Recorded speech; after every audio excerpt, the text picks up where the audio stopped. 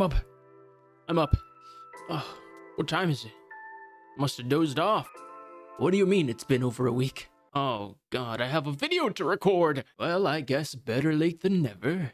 Speaking of late, with strange events such as the reappearance of humans happening in Kilima, the Order has sent a watcher to investigate things. Meet Subira, the newest addition to Kilima Village. Something we've always envisioned for Palia was the story that developed alongside our players. Subira's arrival will be a series of quests that will be available for a set period, and then be updated as the next chapter in the main storyline is added. Rest assured, it'll likely be a long time before the next story update happens. We will announce well ahead of time when the story will be updated, and all rewards obtained with these quests will be available through evergreen methods, so anyone joining afterwards will never have to miss out on items. In addition to the new quest line, 2 new areas are now available in the world: Subira's Suite, which you can find at the inn, and a special secret location. And I know the ever-burning question everyone has, is Subira romanceable? Well, hold your riff rocks, Subira just arrived in Kilima. Let's see whether she's friend or foe, and who knows, maybe in the future, romance might be on the table.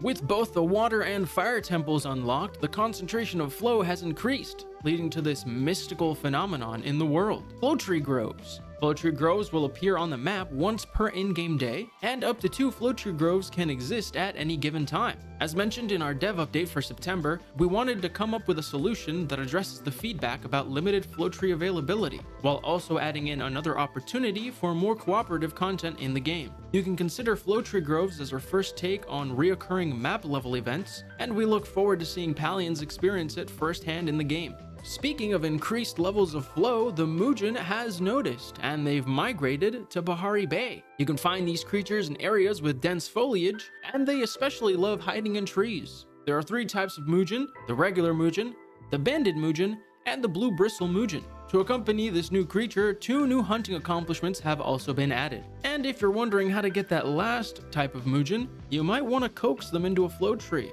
With the new content came 4 new cooking recipes: Petit Fives, Oyster Aquindu, Muujin Bahari, and Kanji. You can unlock these recipes as you progress through Subira's questline. Interior designers rejoice, for we've gotten quite a few additions. New furniture set has been added, the Order set, giving us 9 decor pieces to mess with. You will unlock these as you progress through Subira's storyline. Some players may have noticed a very long line forming outside their plot. You can now unlock up to 20, that's right, 20 new wallpapers that correlate to villagers and their star path. Villagers will reward you with a wallpaper when you gift them for the first time, even showing up at your plot to welcome you. Finally, the feature everyone has been wanting: you can now place star quality ruined food. I know it took them a while to implement this, but I'm glad they finally did, because, you know, I want to display my failures for everyone to see. I'm kidding. Come back. Sit your butt down.